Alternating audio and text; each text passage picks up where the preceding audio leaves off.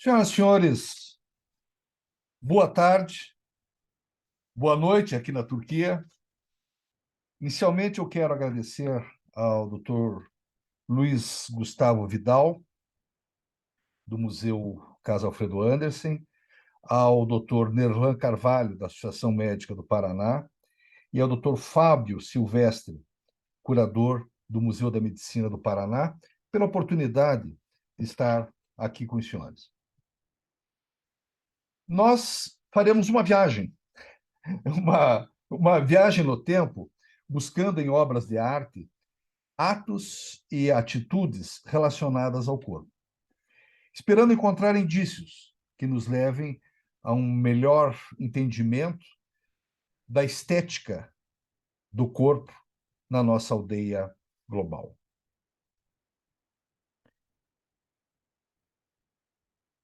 É uma apresentação científica, mas muito mais artística, no sentido de que deve proporcionar momentos agradáveis, eu espero, a todos os senhores.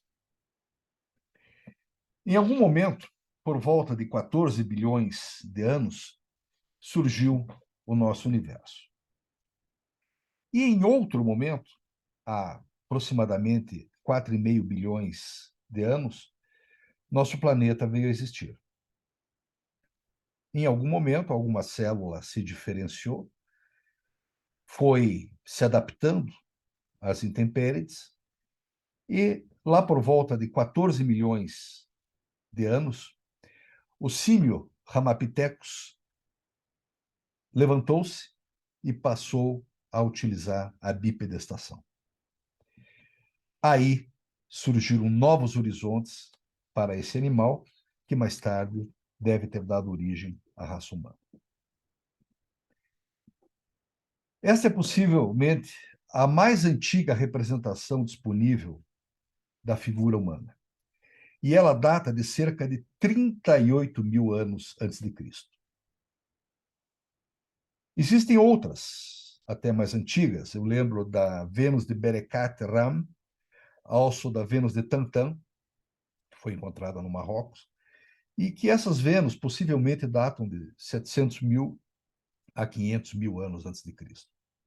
Porém, são muito polêmicas, ou seja, há realmente controvérsias se elas são pedregulhos que coincidentemente retratam a figura humana ou se realmente são criações artísticas. Esta Vênus que foi encontrada na caverna de Ölfels, na Alemanha, ela foi esculpida em marfim e é muito pequena. Ela é, na verdade, um pingente. O seu próprio propósito como um pingente para ser utilizado já revela que alguém, há 38 mil anos, já tinha alguma preocupação daquilo que hoje nós chamamos de ordem estética. Bom, não sabemos se era um adorno, se era um amuleto, uma identidade, a obra de um artista apaixonado.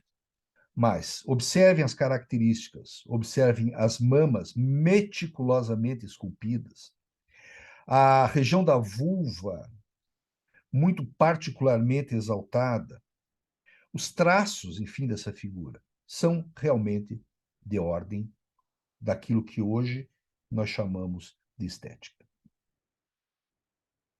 Esta outra é a magnífica Vênus de Willendorf, que eu costumo chamar da primeira dama da pré-história. Na verdade, ela não é a primeira, porque, como nós acabamos de ver, existem outras, muito mais antigas.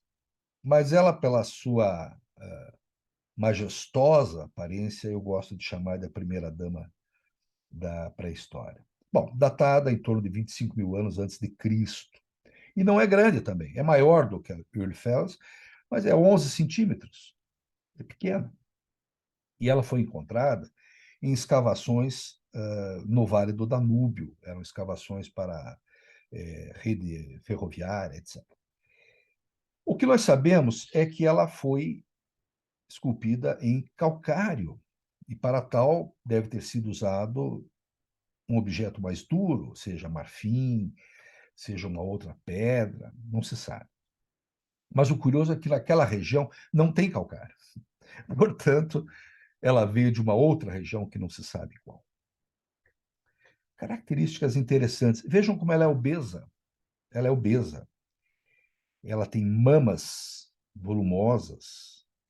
Ela tem aqui provavelmente uma hernia umbilical.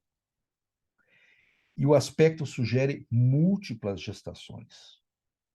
Delicadamente, ela tem pequenos braceletes nos bracinhos, placidamente colocados sobre as mamas. Ela não tem uma face claramente esculpida. E ela tem algo que é muito interessante: o cabelo é todo trabalhado. Quer dizer, esse cabelo que ela apresenta revela uma preocupação extraordinariamente estética e meticulosa para com a sua aparência. Inegável. Esta mulher se enfeitava há 25 mil anos antes de Cristo. Seria essa imagem um amuleto? Um fetiche? Um brinquedo? Uma fantasia? Uma deusa? Mais provavelmente o retrato feito em pedra por um homem apaixonado. Mas, há 25 mil anos atrás, ela revela estética. E isto é um fato relevante. Muito bem.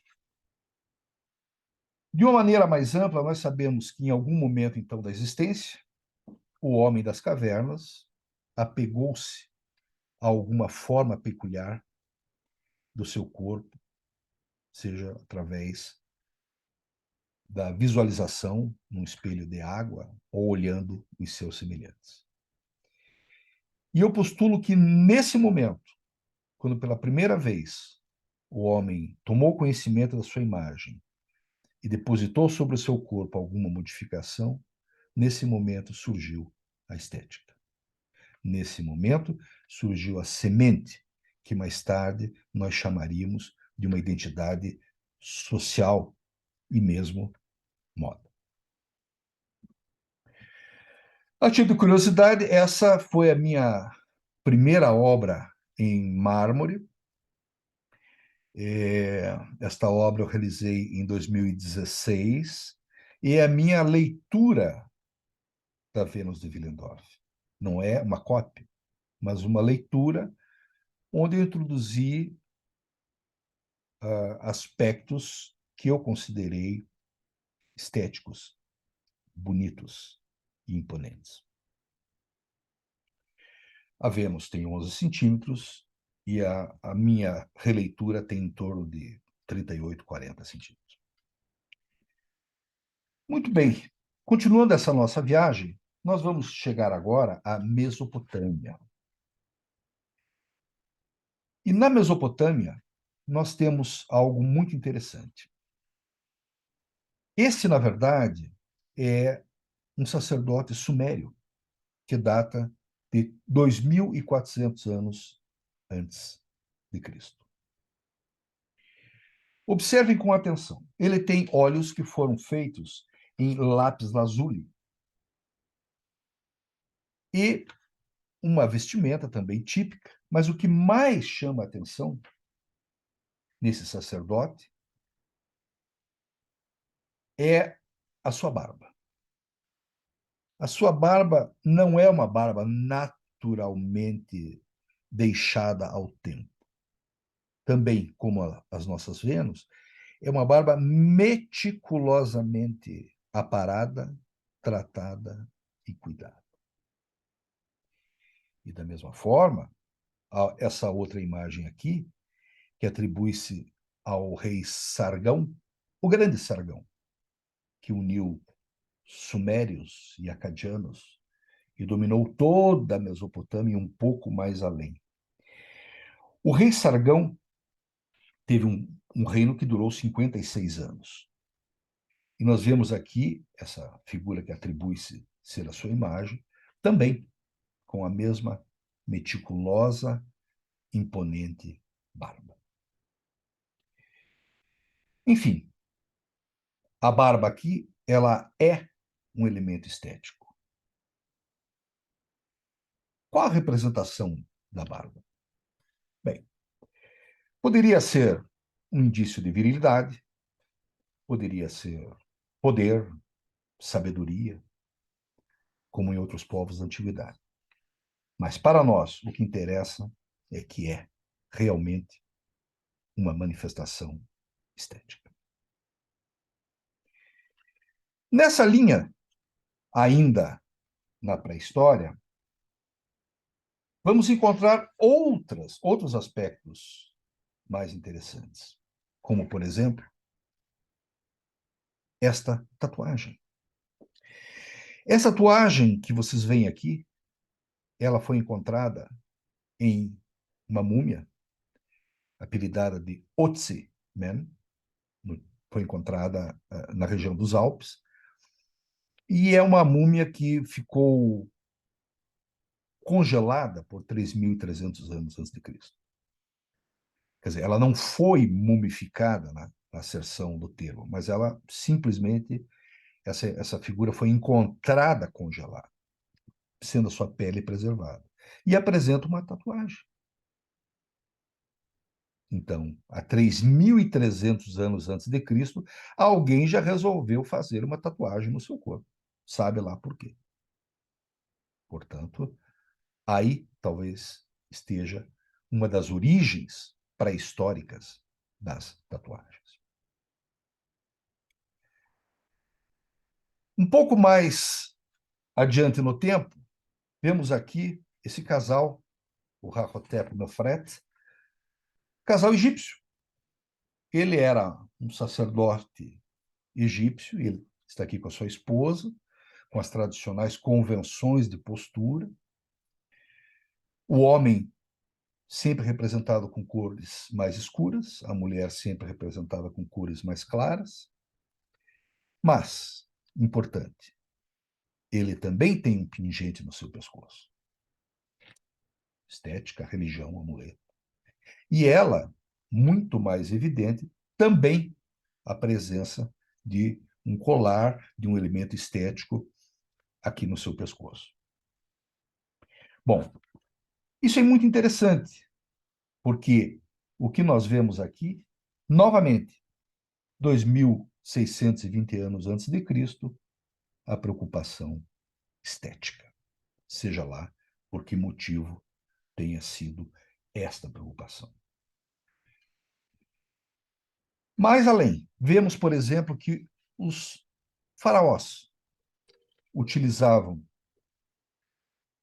uma barba postiça, chamada de postiche. Esta barba postiça, que geralmente era de metal, ela era presa com algum elemento aqui ao seu pescoço. Eles barbeavam, porém deixavam esse cavanhaque de metal como uma forma de simbolizar a sua divindade e poder sobre o povo. Em 1255 a.C., vamos encontrar um outro elemento estético. Se observarmos com atenção a orelha, ela tem um piercing.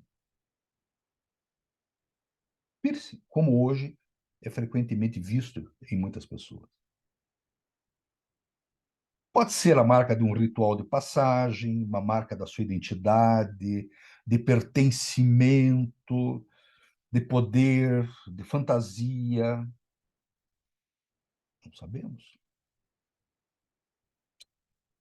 Piercings podem ser, inclusive, instrumentos de aumento do prazer sexual pela dor que o indivíduo pode sofrer pela sua atração. O fato é, em 1255 a.C., já se praticava piercing. E, finalmente, agora vamos chegar à Grécia. Importante lembrarmos do clima quente nessa região. como também no Egito. Mas, particularmente na Grécia, nós acreditamos que o clima quente contribuiu também para uma tensão maior, esteticamente falando, com o corpo. E, de certa forma, favorecendo o culto ao corpo. Nós sabemos, por exemplo, que em Esparta, homens e mulheres, atletas, se exercitavam nus, e que os homens costumavam, inclusive, usar fitas de seda fechando o prepúcio para evitar traumas na glande durante as práticas esportivas. Vocês veem aqui a beleza do corpo do Corós. Eram jovens gregos, atletas, talvez até também guerreiros, em uma postura que traz algumas coisas possivelmente influenciadas pela cultura egípcia, mas eles estão aqui retratados em uma postura que também é uma postura estética. E aqui está se valorizando a estética do corpo. E mais do que isso, observem o cabelo. Observem o cabelo desse jovem grego. Esse cabelo longo foi meticulosamente preparado e retratado pelo escultor. Muito bem. Mas, de modo geral, na Grécia, os homens utilizavam uma túnica, como vocês veem aqui, essa túnica ela era presa com algum instrumento de metal, e essa túnica geralmente era mais curta, enquanto as mulheres utilizavam uma túnica que era uma túnica mais longa. Essa convenção, ela provavelmente reflete alguma coisa de caráter social, ou mesmo de caráter prático, mas há uma diferenciação estética na vestimenta masculina e na vestimenta feminina. Mas é importante a gente lembrar que a estética, como ramo da filosofia, ela tem a sua origem na Grécia. E podemos dizer que foi na Grécia que iniciou essa valorização suprema do corpo. Como, aliás, é evidente no simpósio, ou nos simpósios, que eram reuniões como esta que os senhores estão vendo aqui. E vamos mais além. A Afrodite, do grande Praxiteles, foi talvez a primeira escultura grega a mostrar a mulher desnuda, que até então era um privilégio ou uma característica dos homens. Vocês veem aqui, não é evidentemente a original de Praxiteles, porque essa foi perdida, mas é uma cópia romana, como tantas outras, em mármore, mostrando a obra grega. Na verdade, eu acho interessante a gente comentar que esta é a palavra grega que reflete estética. Porém, em grego, esta palavra está relacionada àquilo que nós chamamos de verbo perceber, verbo sentir. Então, estética está relacionado a eu percebo, eu sinto. Este é um detalhe importante. Voltando agora à indumentária. Observem, por exemplo, que entre os etruscos, que são uma cultura realmente bastante interessante, porém bastante hermética, no sentido de que não temos muitas informações como temos dos egípcios e dos gregos. Esse aqui é um sarcófago, um túmulo, e observem a imagem que está sobre ele. Quer dizer, essa imagem, provavelmente é da pessoa que morreu, ela apresenta uma roupagem extremamente elaborada. extremamente elegante, do cabelo até as vestes compridas, até provavelmente o espelho que ela sustenta, braceletes e assim por diante. Então, novamente, a estética corporal nos etruscos por volta de 200 anos antes de Cristo. Muito bem. Dando prosseguimento, uma outra coisa muito interessante que nós vamos observar agora é uma outra imagem, uma imagem agora romana. Bom, de certa forma, a vestimenta romana era esta toga que nós vemos aí. Essa toga, deixando os braços, ou às vezes totalmente um ombro expostos, e que representava, basicamente, um tipo de vestimenta comum aos homens e também às mulheres, né? Nas mulheres recebe a denominação de pala, mas o fato é que, do ponto de vista estrutural, elas eram muito semelhantes, eram um pano dobrado e preso com algum objeto. Essas vestimentas que nós vimos agora, Grécia, Roma, ela vai, de certa forma, em influência, sair do classicismo e atravessar a Idade Média. A gente não tem tanta informação da Idade Média, até porque a maior parte da arte ficava dentro dos mosteiros, né? E, enfim, uma série de fatores. A Idade Média ela é, de certa forma, sombria e um pouco menos retratada. Mas essa aqui é uma pintura muito interessante, uma pintura que eu gosto muito, e é uma pintura do Ambrogio Lorenzetti. E essa pintura, ela é, na verdade, a alegoria do mau governo. Ela está num prédio público em Siena, na praça. E a parte inferior dela está bem comprometida. Mas se nós olharmos na parte média e superior, nós vamos encontrar isso. Quer dizer, o tirano no centro, né, diabólico, que seria o monarca fazendo um mau governo, e nós vamos ver esse monarca rodeado por figuras que caracterizavam o mau governo, principalmente na obra de Dante Alighieri. Tá?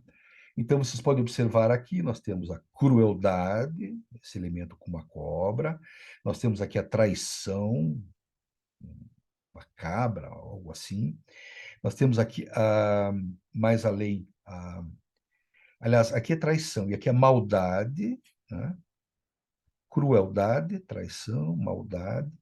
Lá em cima nós vamos ter aqui a avareza, no topo a soberba, como o maior de todos os pecados, Dante insistia nisso. Nós vemos aqui a vanglória, e aqui nós temos o bode com um punhal, quer dizer, na verdade ele parece um sátiro, ele aqui representando possivelmente também o roubo, aqui a discórdia representada pela divisão, e aqui esse guerreiro representando a guerra. Embaixo, logo na parte inferior, que está deteriorada, uma figura de branco com uma balança dourada, que simbolizaria a justiça oprimida pelo mau governante diabólico, que ostentava, inclusive, as cores consideradas as cores diabólicas, que é o preto e o dourado. Mas, nesse contexto aqui, essa apresentação é em relação ao aspecto da indumentária. Quer dizer, mais uma vez, nós vemos aqui algo que relembra as togas, algo que relembra a vestimenta grega, a vestimenta romana e assim por diante, com todo o seu componente estético, seja no bom sentido ou seja no mau sentido aqui apresentados. E vamos agora ver como que essa preocupação estética vai para o Renascimento. Bom, no Renascimento, evidentemente, existiam classes sociais. Nós estamos falando do Renascimento original, em Florença. Eu, particularmente, gosto de uma definição do Renascimento mais ampla, que englobe o proto-renascimento. Então, eu gosto de centrar o Renascimento entre 1300 e até o começo de 1600, embora a maior parte dos autores prefira de 1400 a 1550. Bom, isso é um detalhe. Mas aqui eu apresento alguns exemplos das vestimentas, ou seja, da preocupação estética no Renascimento. Novamente, nós temos um traço ligando aos romanos e aos gregos da maneira como se vestiam. Mas eu trago aqui os Medici. Mas por que eu trago aqui os Medici? Porque os Medici, na verdade, posso dizer, isso é uma opinião talvez um pouco pessoal, mas se os Medici não tivessem existido, o Renascimento não teria sido o que foi. Apesar de outras famílias influentes, como Sforza, Visconti, Pazzi, e assim por diante, né? Mas os Medici tiveram 300 anos de poder. Não eram nobres, mas se enobreceram. Eles elegeram 4 papas. Eles elegeram 2 rainhas da França, né? Catarina e Maria. Eles elegeram 2 arquiduquesas da Áustria. E tudo começou aqui com o Giovanni. O Giovanni, ele era basicamente da agricultura, ele foi para a indústria têxtil e acabou virando um grande banqueiro. E aí vem toda a sua descendência com Cosme, com Pedro e com Lourenço. Mas aqui mostrando as finas e sofisticadíssimas roupas que esses milionários do Renascimento usavam. E a preocupação estética com o chapéu, com o cabelo e assim por diante. Eu tenho uma outra aula só sobre o Renascimento, que foi baseada no livro do Peter Burke, que eu acho fantástico.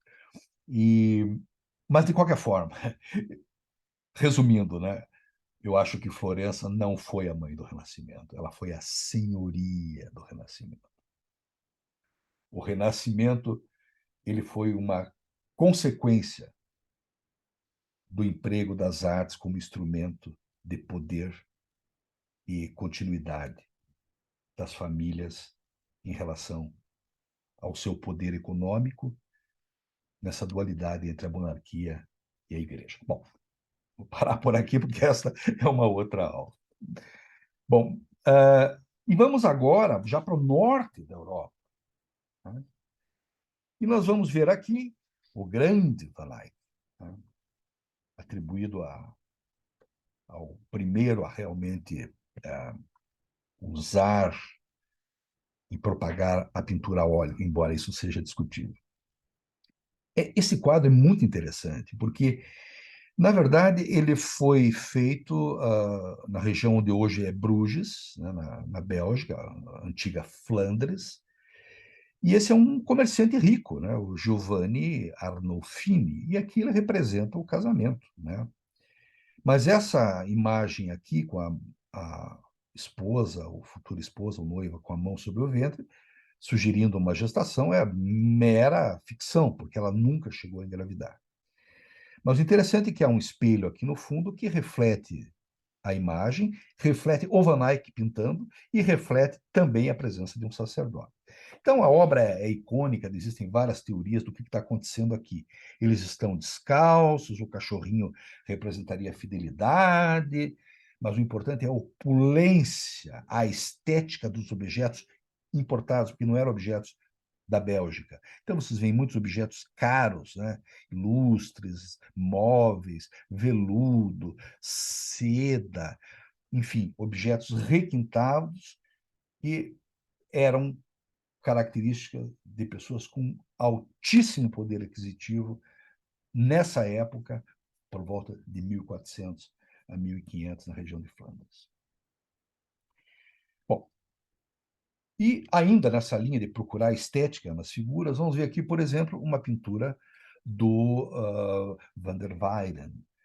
Essa pintura também é uma pintura muito especial, porque, na verdade, Roger van der Weyden, eu acho que é um dos maiores pintores de olhos e mãos.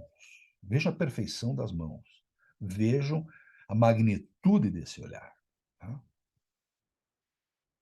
Mas ela apresenta um chapéu, né, chamado de bonnet. Né?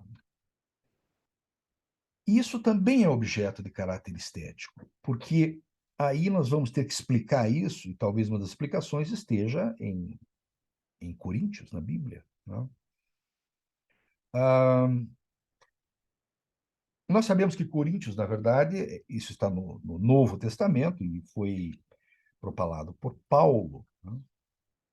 Então, nos Coríntios, no Coríntios 1:11, diz o seguinte, que a cabeça do homem é Cristo, a cabeça da mulher é o homem. A cabeça de Cristo é Deus. Então, toda mulher que reza ou profetiza de cabeça descoberta denota sua cabeça como se estivesse sem cabelos, raspado, o que era um símbolo de vergonha. Os coríntios defendem o cabelo como um direito da mulher, no sentido de usá-lo como se fosse um próprio véu. E ainda em Coríntios, que seria indecoroso o homem usar cabelos compridos. Bem, o fato é o seguinte: o cabelo aqui ele é um atributo religioso, o cabelo e a sua cobertura através do chapéu, ele é uma característica religiosa, mas também é uma característica de subserviência da mulher e também a anulação da sua cabeça dentro de um status pensante. Mas tudo isso, evidentemente, dentro de uma caracterização estética, como a gente pode ver pela beleza desse chapéu que ela usa com essas asas laterais. E finalmente chegamos à França. E na França nós vamos encontrar aqui nesse díptico, esse díptico apresenta Jean Fouquet, foi feito por Jean Fouquet, e aqui ele pintou um indivíduo que era tesoureiro, né, do rei Charles VII. E aqui vocês veem esse tesoureiro orando ao lado de São Stefano. Né? Esse tesoureiro, cujo nome era Etienne Chevalier.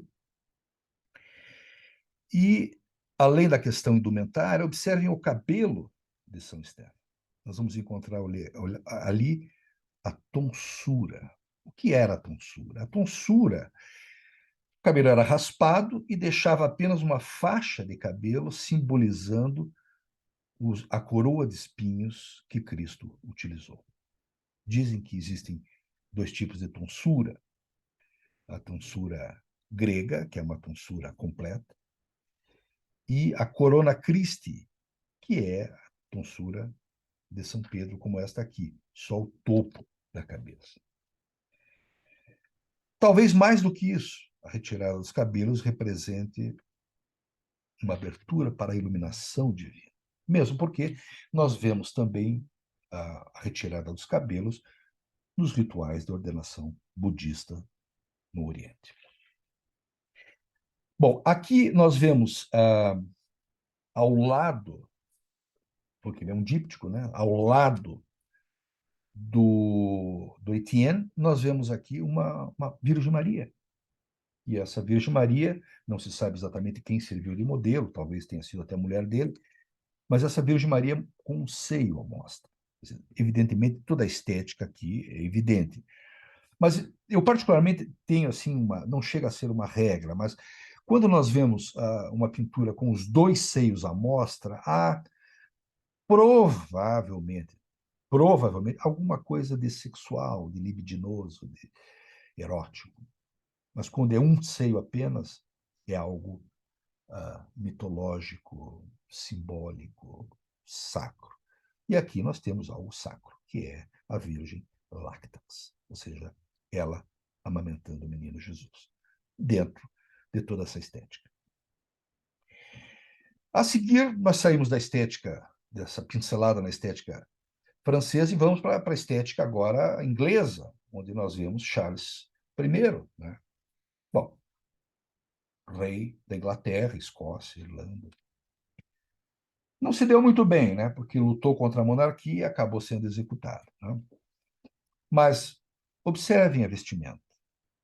Seda. Ele utiliza uma jaqueta em seda. Ele utiliza essas calças até um pouquinho abaixo do joelho, com botas, uma vestimenta típica para a equitação. A postura, a bengala, a barba, novamente, que nós acabamos de ver na pré-história, os cabelos longos e tratados, o chapéu e até mesmo um brinco, que nós vemos aqui, de pingente. Essa era a estética inglesa. Foi executado, depois o filho dele, Carlos II, anos mais tarde, restaurou a monarquia. Ainda na França, nós vamos encontrar a beleza do rococó, quer dizer, aquela coisa rebuscada, aquela imagem meio etérea, onde não existia lugar para a pobreza e para o sofrimento ou para a feiura, quer dizer, cetim, seda, veludo, cores bonitas, bengalas, chapéus, simetria, branco e dourado nas construções e assim por diante. E aqui, duas figuras que representam muito o refinamento da moda francesa: Luís XV e, evidentemente, Madame de Pompadour.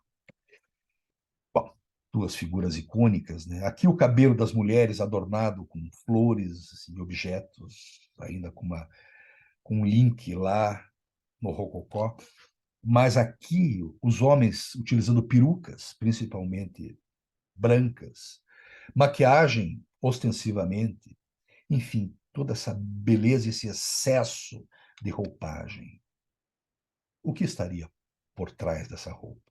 Provavelmente um sentido de repressão, sublimação sexual, ao mesmo tempo dando uma certa elegância e se adaptando a uma realidade da época. Vemos aqui Luís XV, com todo esplendor, as meias que eram sempre brancas, os saltos um pouquinho mais altos, cabelos tratados, uma aparência até de certa forma um pouco sutil e feminina em sua beleza, em sua delicadeza, em sua ostentação.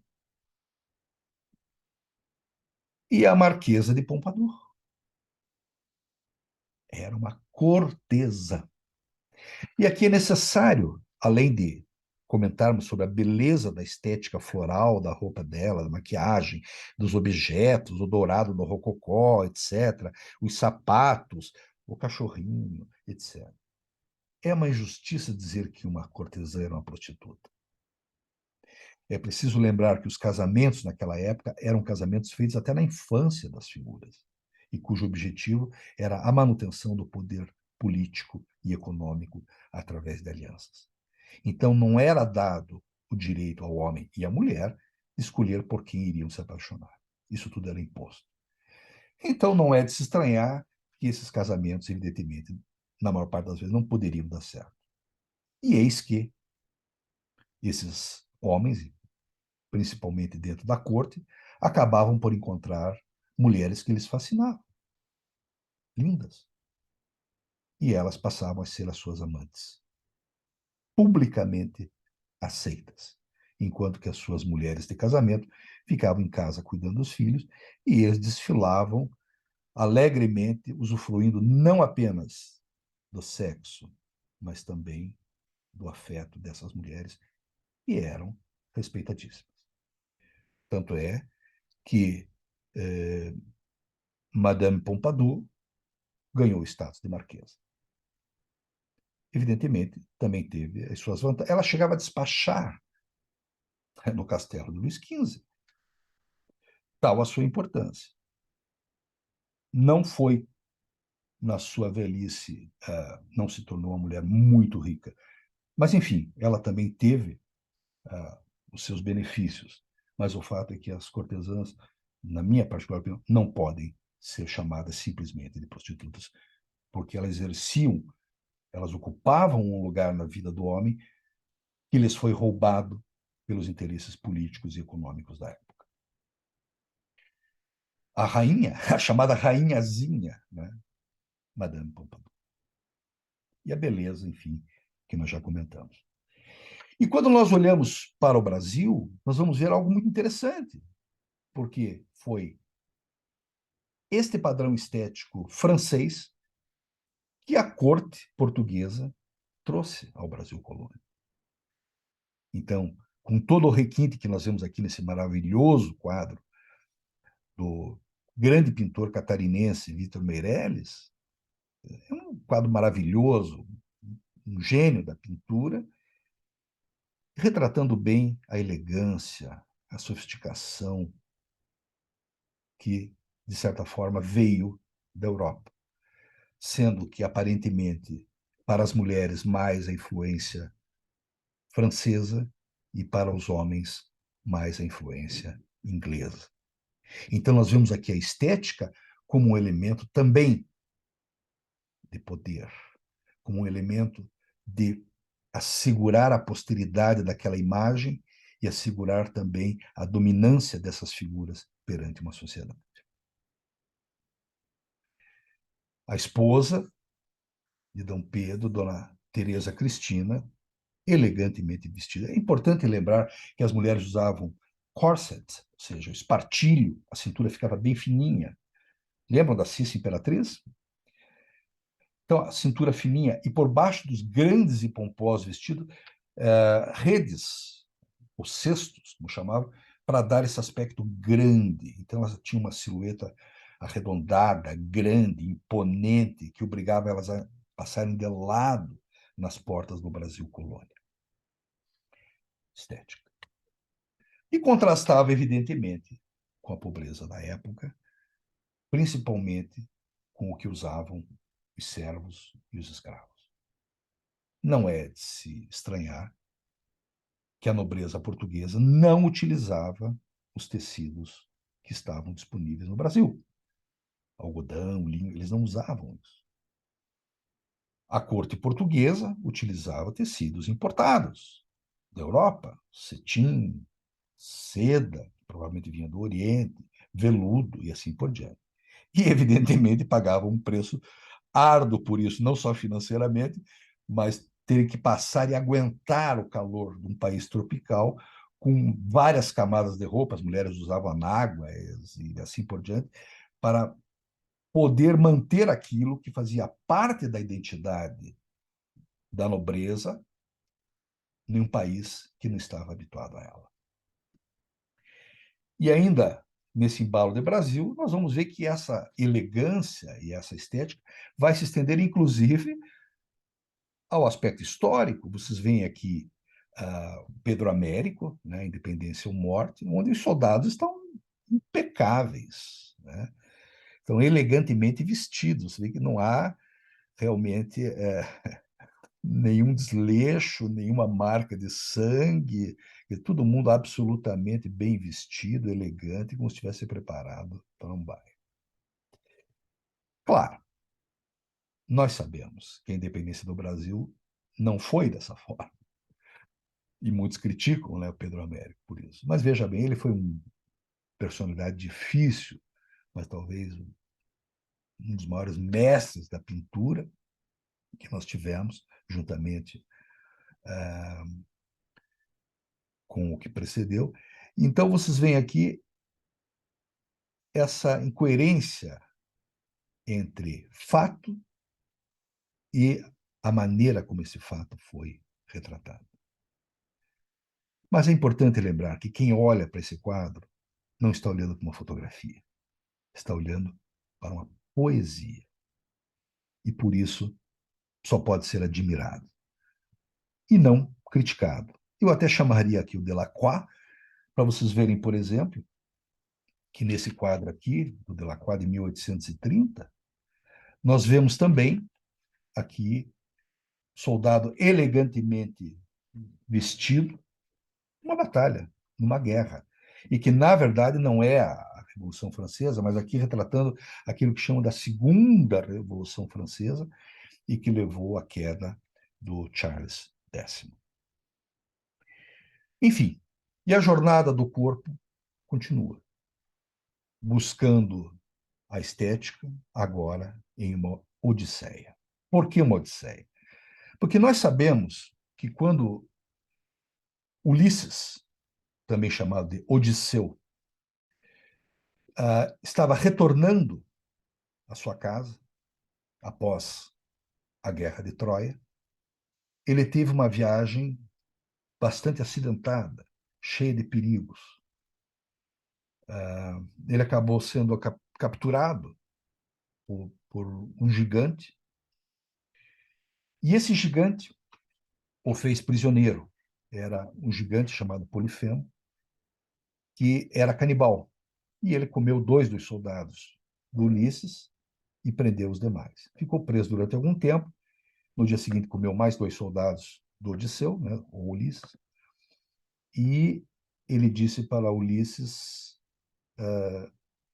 após ter tomado um vinho que Ulisses ofereceu, que ele pouparia Ulisses, se Ulisses dissesse o seu nome, e ele pouparia, deixando ele para ser comido por último.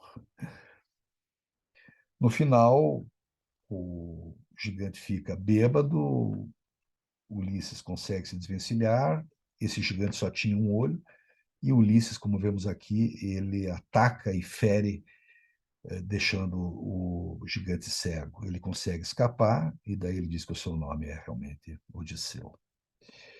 Mas eu estou contando isso por quê? Porque aqui a viagem de Ulisses foi cheia de perigos. E a nossa viagem agora, dentro dessa estética do corpo, também encontra os perigos desta viagem, e por isso chamada de Odisseia. Vejam aqui, pela estética, alguém fazendo a colocação de pigmento nos olhos, uma tatuagem praticamente feita nos olhos. Pessoas já ficaram cegas por causa disso, em nome de uma certa estética. Outros fazendo implantes embaixo da pele, bifurcando a língua, afilando os dentes. Me surpreende que algum médico possa fazer isso. Mas o fato é que esses indivíduos também estão procurando uma certa identidade ou expressando fantasias doentias, ou, enfim, procurando pelo próprio sofrimento dar vazão a mecanismos psicológicos. Mais além, vamos encontrar nas cirurgias plásticas os excessos. Vejam aqui, essa moça, 42 cirurgias plásticas, sendo uma delas uma orientalização dos olhos feita só para pular o carnaval e depois desfeita após o carnaval. Essa outra aqui era casada com um milionário que colecionava panteras e onças e ela resolveu ficar felina. Esse outro aqui resolveu ser o Ken humano. E foi, durante um longo tempo. Depois fez uma conversão sexual e virou a Barbie ou coisa assim. Essa outra aqui colocando 6,5 litros de silicone nos seios. A cirurgia plástica não é para isso. A cirurgia plástica, ela tem que buscar